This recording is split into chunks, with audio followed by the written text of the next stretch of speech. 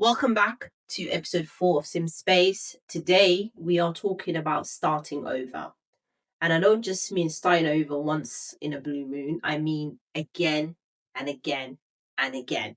You know those moments where you just clock your life and you just think, fuck, why does it feel like I've restarted more times than I've actually moved forward? Not in a dramatic, crazy way, just in one of those very quiet, motherfucking irritating ways, right? And every time things start to make sense, at least in my life, something resets. And I'm basically back at square one again.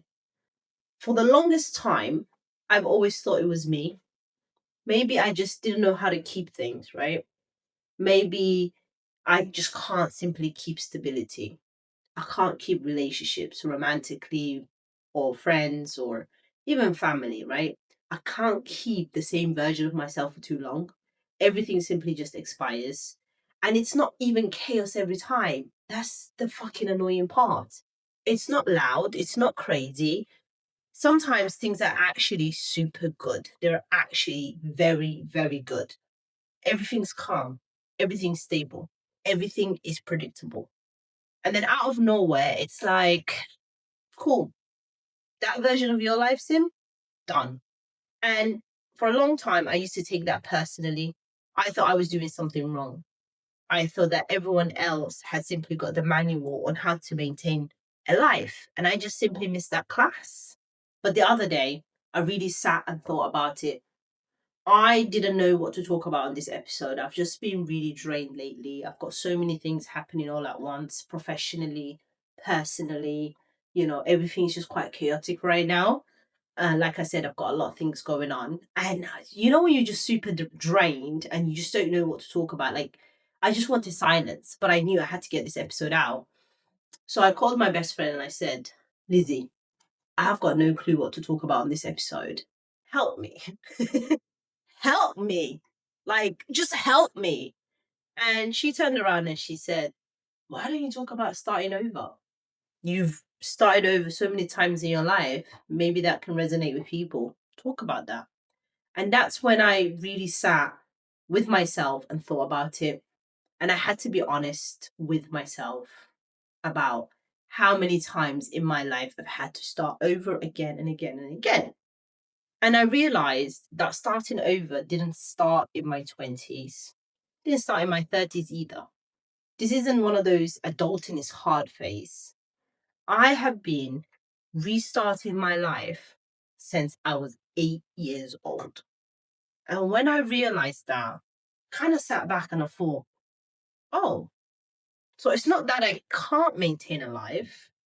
It's not that I've never actually had one that stayed the same long enough to learn how. When I was 8 years old, I moved from Somalia to the UK. And let me just say this from the start, people tend to romanticize that experience way too fucking much. Because when people hear that and they start to think, oh, wow, new opportunities, fresh life, fresh start for what? For who? Because as a child, when you are 8 years old, migrating from another country, not just another country, another continent, to a new place, it doesn't feel like a fresh start. It feels like confusion, like being dropped into a completely different world with no instructions. I didn't understand what people were saying, not properly. I remember being in school and just sitting there thinking to myself, what? Everyone's talking fast. There's different accents. There's different slang. Everyone looks different. There's just different everything. And you don't want to be that person that stands out and looks stupid. So you tend to just nod with everything that's happening. You just smile. You just pretend that you get it. And that becomes a survival technique. And that's something I've had for a long time.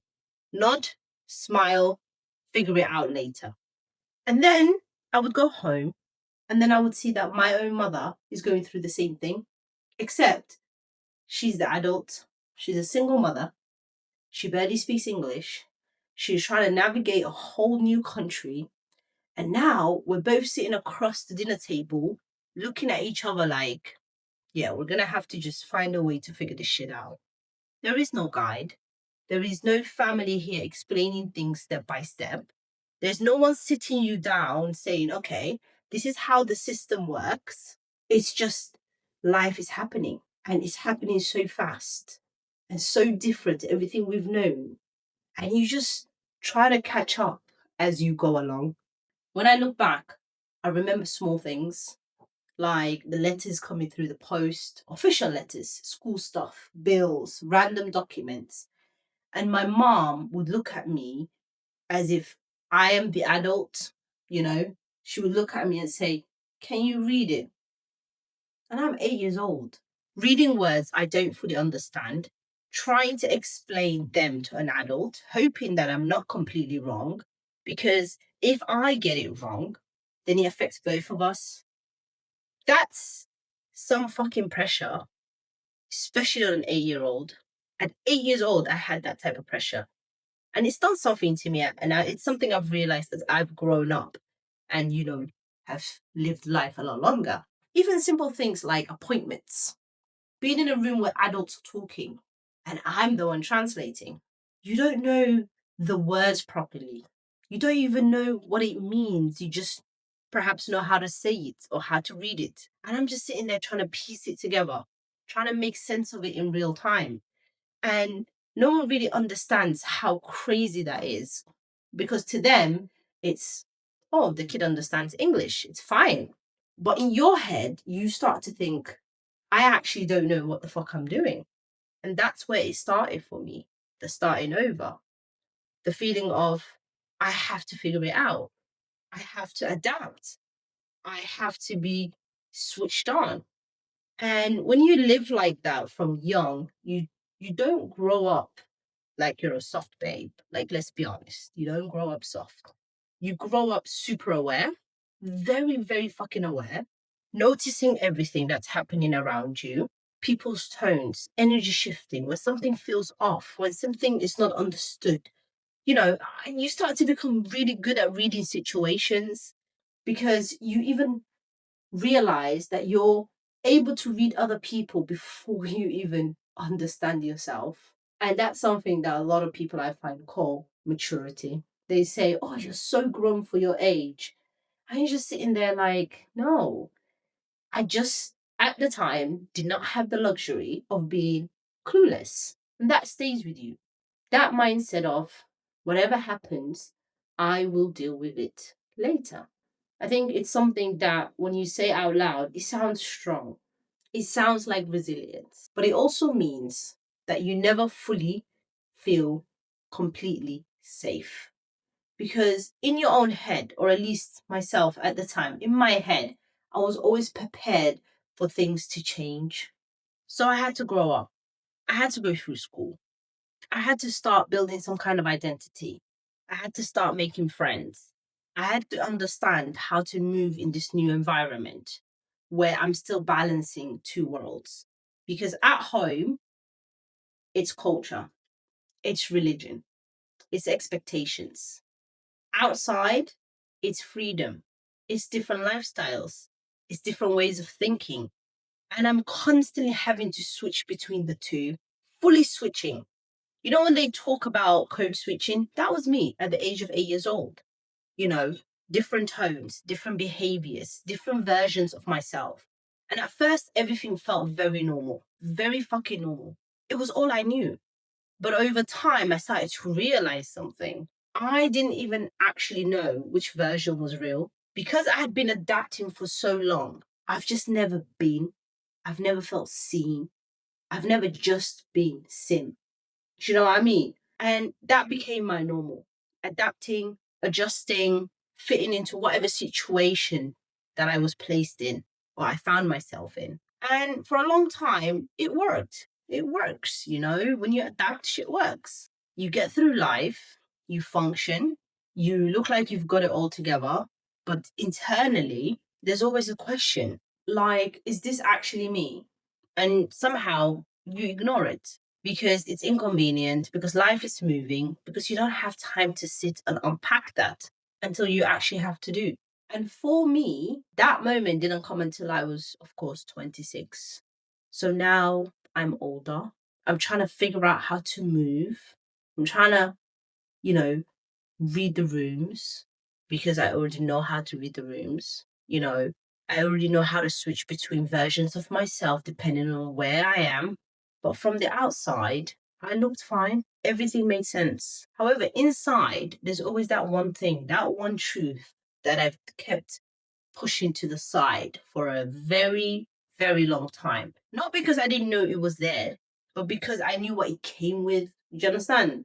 And for me, at that age, at 26, obviously, like I mentioned previously, that was my sexuality. The one thing I had kept hidden all my life. And listen, this isn't one of those stories where I feel like I woke up one day and was like, yeah, let me just tell everyone and live freely. No, if I'm going to be very serious, it doesn't work like that. I wish it did. Not when you come from a very religious background. Not when you come from a culture where certain things are not just disagreed with. They're shut down completely. And you learn early on what's acceptable and what's not, what you can say and what you definitely should not say. And you adjust again and again and again. And that's the pattern, right? You adapt. You don't fucking challenge it. You don't question it out loud. You just somehow find a way to manage it. You keep certain parts of yourself separate. You live your life, but not fully. And the longer you do that, the more normal it starts to feel because you're still functioning, you're still living. And I was doing everything that I was supposed to do. So technically, nothing ever felt wrong. But internally, like I always said, there's that tension, when you know you're holding something back, like you're not fully relaxed in your own life. Parts of you that you're constantly editing and it gets completely tiring, mentally fucking tiring because now every interaction has a filter. Every conversation has a limit. Every version of you has a boundary. And it was something that for a long time, I started to feel it slowly. I remember being in situations where I'd have to check myself mid conversation as if someone would say something and I would instinctively want to respond honestly. And then I would pause and then I would have to think, wait, how do I say this in a way that doesn't actually expose me? And when you do that enough times, it becomes automatic, very easy. You just don't even realize you're doing it anymore. You just tend to find your way into editing yourself. You become an editing genius. And that's fine until it's not. Until you reach a point where you're like, I actually can't fucking keep doing this. Because it's just not one moment. It's years of managing something that is literally part of who you are. And at some point, like I said, it becomes fucking exhausting. It becomes ridiculous. And for me, obviously, that point came at 26. It was quiet, very quiet. It was a realization, right? And at that point, I'd realized obviously I can't build a real life like this because everything I was building was built on something that was incomplete. And that's when it hit me. This is not fucking sustainable. This life is not fucking sustainable. This version of myself is not sustainable. I can't constantly feel incomplete. And then comes the question, okay, so what now? Because knowing something and acting on it are two completely different things. Because now I'm sitting there thinking to myself, I've got to think about my mum. And let's be real, the hardest part, especially when you're someone that loves their mother deeply, that's very close to their mother, it's not just someone, it's mother, it's mommy, it's mom, the woman who raised you, who sacrificed for you, who moved countries for you, who built a life from nothing for you. And now you're just about to say something that might not align with everything she believes. So I was, what do they call it, between a hard and a rock place. I was stuck. Because on one side, I've got my truth. On the other side, I have someone I don't want to hurt. And that's not an easy place to sit in at all. And people constantly love to simplify this type of shit. They'll say things like, just be honest, just tell her, she'll understand. Will she? How do you fucking know that? How do you fucking know that? Because unless you've been in that fucking position, you do not understand the weight of it. You don't. So you will constantly sit with that for a long time, longer than people think. And it's not just thinking, it's the rehearsing, it's the over and over again. How do I say it? When do I say it? What words do I use? What if it goes left? What if she doesn't accept it? And the biggest one, what if this changes everything? Because shit like this does. It can. And that's the risk. That's the real risk of coming out in this context. It's not just about being seen, it's about potentially losing something or at least changing it. And you don't know how. So I delayed it for as long as I can. I told myself, not now, I'll do it later. Let me just focus on other things first. And life continued. And that thing that I was hiding, it didn't go away. It just was there, background. And over time, it became louder and louder and louder. It became more present, became more uncomfortable until it wasn't something that I could simply ignore anymore. So I reached that point when I realized, when she obviously confronted me, if I don't say this, I'm going to constantly keep living half versions of myself, a half version of my life. I didn't want that anymore. So I did it. I'm not going to lie and make it sound nice. It wasn't. It wasn't smooth. It wasn't perfectly worded. It wasn't one of those conversations where everything just clicks. It was uncomfortable. There were a lot of pauses. There were moments where I didn't even know how to explain myself properly. Because how do you explain something that you've spent years not saying out loud? And at the same time, I'm sitting there watching her reaction. I'm sitting there trying to read her body language, trying to understand what she's thinking, trying to figure it all out, what this means now. And that moment in itself is heavy because it's not just about what you're saying, it's about everything it represents. And once it's said, that's it. You can't have it back, right? You can't do anything about it. You've shifted something, right? And here's the part no one really talks about: life after that type of conversation. Because everyone focuses on the moment, right? But what happens after that moment? That's the real adjustment. That is the real shapeshifter. Because now things are different, even if it's subtle, because it's one of those things where even if no one says it directly, you can feel it in conversations, in energy, in what's said and what's not said. And you have to learn to exist in that without shrinking yourself, without going back, without trying to undo what you said just to make things easier. And that's growth. Real fucking growth. Not this fucking bullshit advice people give you. That's actual growth. You know, the kind that's uncomfortable almost, where you're standing in your own truth and you're trying to figure out how to maintain it. And at the same time, you are learning something about yourself properly for the first time, without any filters, without any edits, without hiding. And that in itself is a strange feeling. I had to sit back and just think, yo, so this is me? Is this me now? Is this me now? No adjustments, no switching, no managing, just me, just me. And it took time to get used to that because I spent so long, so fucking long in my life adapting. You know, you don't immediately know how to just be. And once you start, you realize something. And I realized in that moment after that this feels better. It's uncomfortable, but better. And that's when the shift happens because now I'm not just building my life around what's acceptable, I'm actually building it around what's true. And that changed everything for me, completely changed because I'm now living for me rather than for others. You know, I'm more honest with myself, you know, about my life. I'm not hiding the same way anymore. And naturally, you start building a life that feels more aligned. And for me, that comes in the form of relationships. And at the time, there was one relationship that felt solid. It felt very fucking solid. You know, it wasn't confusing, it wasn't chaotic, it wasn't one of those situations where I'm constantly guessing. It was very stable, it was very comfortable, it was very safe. And after everything, that felt good. Like I'd finally, you know, found something in my life that wasn't in survival mode at all. And when you find that kind of stability, you tend to lean into it, isn't it? You build around it because now you're thinking, okay, this is it. This is the life that I've been trying to get to. And we built properly, not on a surface level. I'm talking in real life. The whole living together, sharing a space, sharing responsibilities, sharing pets, sharing finances, sharing routines, everything. And this is something that a lot of people don't talk about. And that's what it means to actually share life with someone.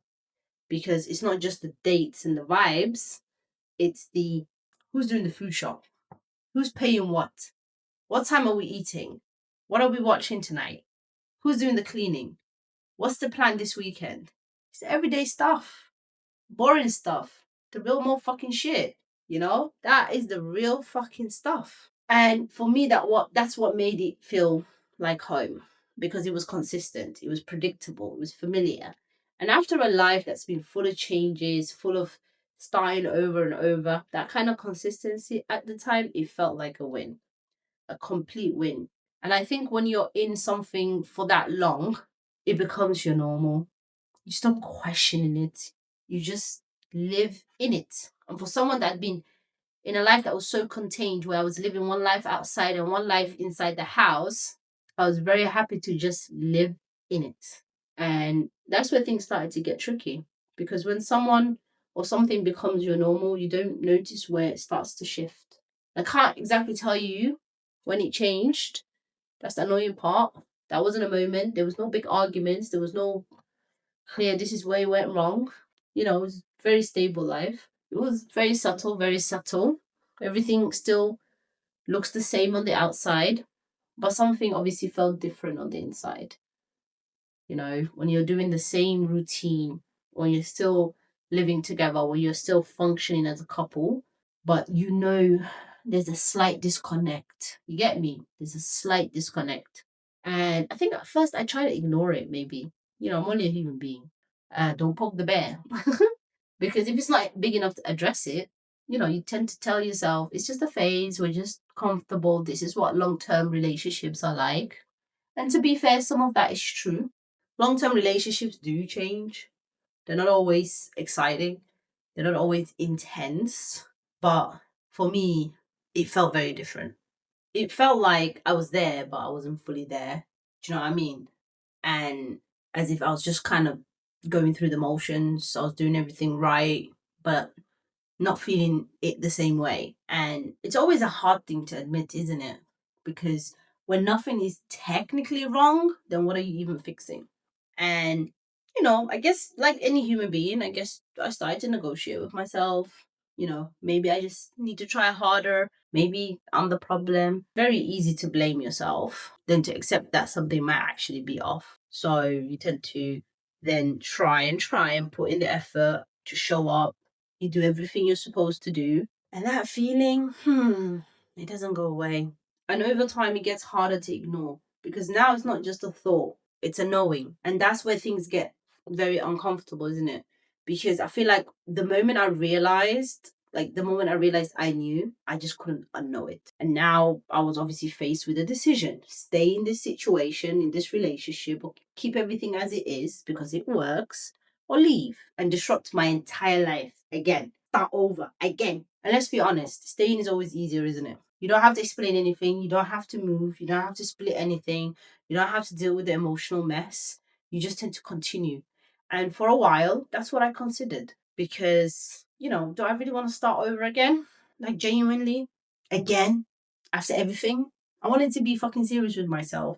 And, I had to ask myself a real question. Am I staying because this is right or because it's comfortable? That question, that one will expose everything because comfort and alignment are not the same thing. And that's when I realized I was very comfortable. I was so comfortable, but I wasn't aligned. And staying in something like that, it would have cost me a lot. Not immediately, maybe, not, dramatically, but slowly. It would have fucking cost me. So, I started feeling disconnected from my own life. I'm watching myself live it, but instead of actually being in it. And I didn't want that. So I made a decision, and it was a big, big decision. It was that type of decision where you're like, this isn't it anymore. And I think that made it harder because I didn't have any anger. I didn't care about who was the villain. I didn't care about the obvious reasons. I just cared about the truth. And the truth is always heavy. The truth is always heavy. And then that's when life decided to add a little twist because this decision, this moment, hey, it landed on my 30th birthday. Out of all the days, my 30th. And I just remember thinking, this is actually fucking insane because birthdays are supposed to be about celebration, reflection, joy. And I'm sitting there, I'm about to break my own heart. And that's what it felt like. Go on. People think breakups are always about the other person, but sometimes it's genuinely about letting go of a version of your life. And that shit does hurt because it's not just the emotional aspect, it's the practical. Do you know what I mean? It's a hard thing to sit with. And it's also something that no one kind of prepares you for that part. Because I had to look back and think, it's not just we broke up, it's my whole entire routine is gone. The little things, the normal things that I didn't even realize this mattered type things, it was all gone. And now I found myself being by myself. And at first, it felt really calm. I sat there and I said to myself, okay, maybe I needed this. This is peaceful. And a few days would go and I would look in the mirror and think, okay, but is this peace or is this just very quiet loneliness? Because the silence hits different. There was no one to talk about random things with. There was no one to share my day with. No one was just there. And I had to get used to that. I'm not going to lie, there were moments where I questioned everything, where I said, did I make the right decision? Was this necessary? Could I have just stayed? Because even when you choose yourself, it doesn't mean it feels good immediately. Do you know what I mean? It still felt like a loss. And I had to sit with that while still functioning, while still working, while still showing up in life. And to me, that's the real version of starting over. Not a clean one. It wasn't a clean slate. It was a messy middle where I'm grieving and rebuilding all at the same time. And just when I thought, okay, let me stabilize here, life then turned around again and said, no, not yet. So now I've left the relationship. I'm by myself again. Life is quiet. Gosh, I hate the quiet sometimes. It was a bit too quiet. And naturally, this happens to all of us. Your brain does what it always does. It looks for something to focus on, something to control, something to build, because sitting still, that's not really my thing. It's genuinely not really my thing. And I threw myself into work. It wasn't accidental. It was a very intentional thing for me to do. I just said, you know what? Cool. If everything else in my life is uncertain, let me at least lock this one thing in. So I shifted. I just continued working. I worked, worked, worked. And I went all in time, energy, focus. Because if there's one thing about me, I will figure it out. And the crazy part, it worked. Like it actually worked. I worked so hard. I was very comfortable. Opportunities were coming, things were growing. But from the outside, it did look like I finally cracked it. That I finally cracked life. That moment where people always talk about where it's like, oh yeah, that's it. I made the right decision. And that's what it looked like. I can't stand here and lie. A part of me was, quite happy. And I said, okay, finally. Because after everything, after all that, starting over, it felt like things were aligning. It was very much in line with how I wanted things to go. But internally, it was a different story because while everything else was growing externally, I was declining internally. And it wasn't obvious at first. It started small. I was feeling a bit tired. I was feeling a bit off. I wasn't as motivated and I tried to ignore it. And that's what I do. Just push through. It's normal. Adjust. Standard. And then it just kept going and going and going and going until things just got heavier. Mentally, I was fucked. Emotionally, I was fucked. And I started to notice that I wasn't really enjoying it. Even when things were going so well, in friendships, in my work, everything was going so well. And that, to me, that was the confusing part because I'm sitting there like, yo, this is what I wanted. I wanted these things to work out for me. I wanted to be successful at these things, but why does it feel different to how it should feel? And I realized success doesn't automatically equal peace. You could be doing well, but still not feel okay. And I found myself in that space where everything looked right, but also felt wrong. And I think that was one of the hardest positions in life I could have ever been, because I didn't have anything external to blame. It wasn't my environment. It wasn't about other people. It was about me. And it's an uncomfortable conversation to have with yourself, because at the end, you still have to be honest. And I had to ask myself a real question. Do I really have the capacity to keep going the way I have been going? And the answer was no. Not because I wasn't capable, but because I realized mentally I was declining. I was doing things at work, going out, I was trying to just be great at certain things that I'd have forgotten to take care of me internally. Because logically, the answer was obvious. I should have slowed down and started slowly. And everything just felt very heavy. And like I said, emotionally, I was really drained, because I was so drained. And I knew if I kept going like this, I'm going to burn out properly. And I found myself at a position where mentally and emotionally I couldn't function anymore. And I didn't recognize myself anymore. And I kind of just didn't want to continue that way. It was beyond the point it should be. So I made a decision. I stopped working for a while. It was a hard thing to do, but I stepped back, I shut things down, I paused everything. And from the outside, it made zero sense. Friends were saying to me, wait, what? You were doing so well. Why would you stop now? And I get it. Everything was fantastic. But I feel like I had to start over again, because I needed to take care of me. I needed to take care of myself internally. And I couldn't just continue living the way I was living. I knew that it wasn't sustainable. So I chose myself. I took a bit of time off. I reset. And yeah, that meant starting over again and again.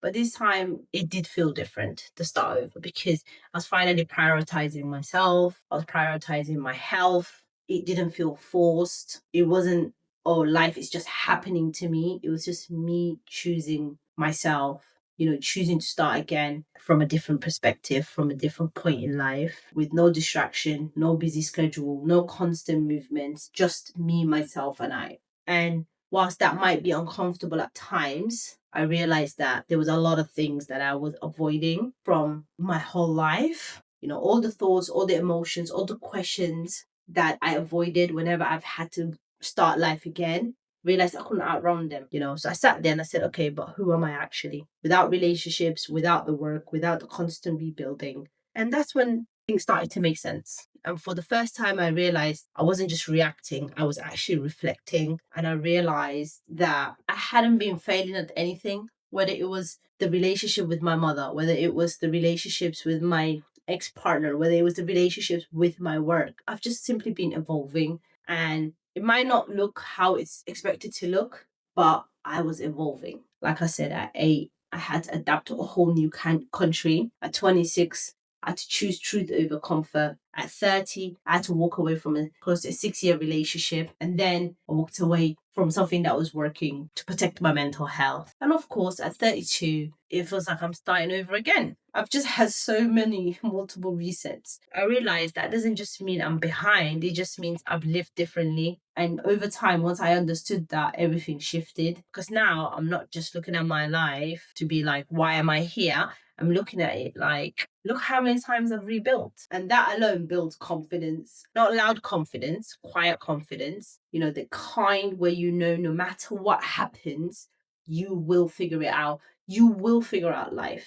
because you've done it before multiple times. So yeah, I'm 32 and my life doesn't look how I thought it would. But if I'm being honest, I actually respect it more because everything in it has been chosen, even the hard decisions, especially the hard decisions. And I think that's what starting over really teaches you. It teaches you how to trust yourself, not when things are easy, but when things are certain. If there's one thing I know, it's this, right? Starting over isn't the problem. Avoiding it is, because the longer that you stay in something that doesn't fit, the more you lose yourself. And I would rather rebuild 10 motherfucking times than to stay stuck once.